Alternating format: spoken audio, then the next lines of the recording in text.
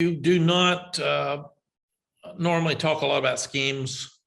There was no game plan, so that's why there's good plays and bad plays sometimes that some will look bad and you say, yeah, we hadn't worked on that yet. Don't worry about it. We'll pick that up. Or they slipped one out on us. Yeah, we'll scheme that differently. But what you want right now is total depth chart. You walk out of there. I've got it sitting here again. I watched it twice last night. I watched it again this morning. And when you're talking about 120 players, you got to be careful that first time you watch it, you're tired and just got out of the heat and you're mad at everybody. And then the second time you watch it, you see a little bit something different. And then you talk to your coaches, you have a staff meeting and they say, oh, so-and-so, Cedric Gray played really well. So I'll go back and watch him more.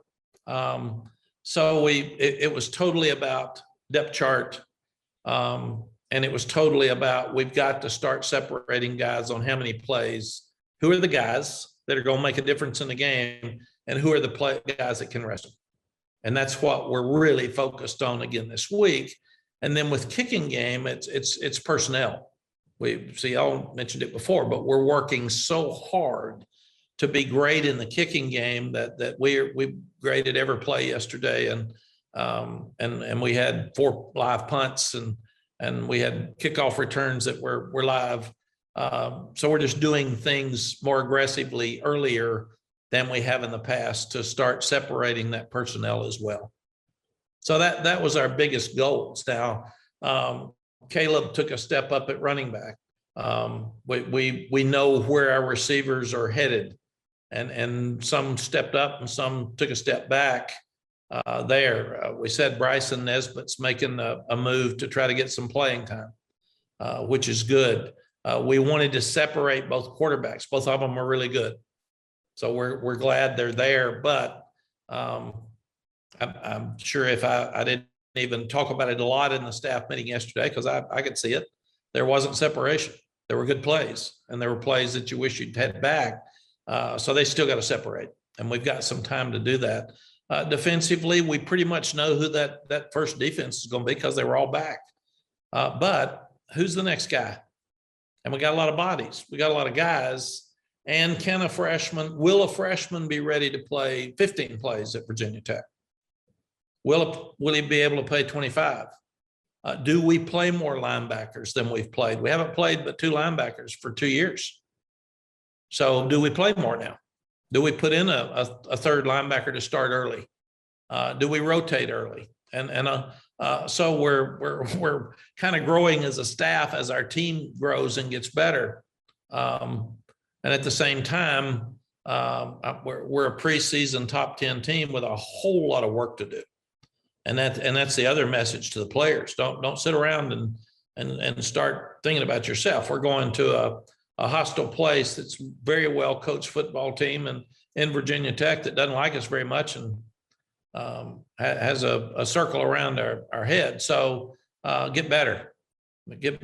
Quit talking about how good you are and continue to get better. And those were kind of the goals for yesterday. Absolutely. I wrote down today that we've got to keep pressure on all the guys.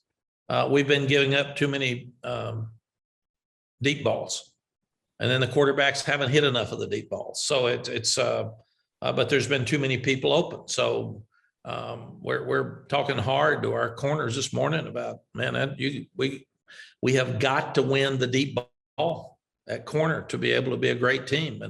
And we're not doing that all the time right now. And then talking to the quarterbacks, we can't work so hard to have protection and the right call and beat a guy deep and not hit him. So it's just those things, Greg, that we're really putting a tremendous amount of pressure on this team to try to improve in each area. And my job is to sit down with the assistant coaches, which I do after a scrimmage, and write down everything I saw that I liked, that I thought was good, and everything that they need to improve. And I said it this morning to the team, and we had a walkthrough, and I'll say it again at 3:30 this afternoon at our staff meeting. If you're seeing it in practice, it's going to show up in the game. So if you're seeing it in practice, whether it's a penalty, whether it's a turnover, and it's showing up in practice, fix it, or we're going to see it at Virginia Tech. And that's your job. It's the player's job and the coach's job to get those things fixed. And it is more difficult when you play against your best against their best every day. We were the blue team against the blue team defense all day yesterday. So we put the best against the best out there because we want them competing at a very high level so they will understand the intensity in practice that we're going to see when we get to Virginia Tech. And then we put the white team against the white team, and then we scrimmage the gray team at the end. But we have challenged our guys that if you will play at the highest level you possibly can every day, you're giving your teammate on the other side of the ball an advantage when we get to game day because they've already played against a really good player for 3 straight weeks.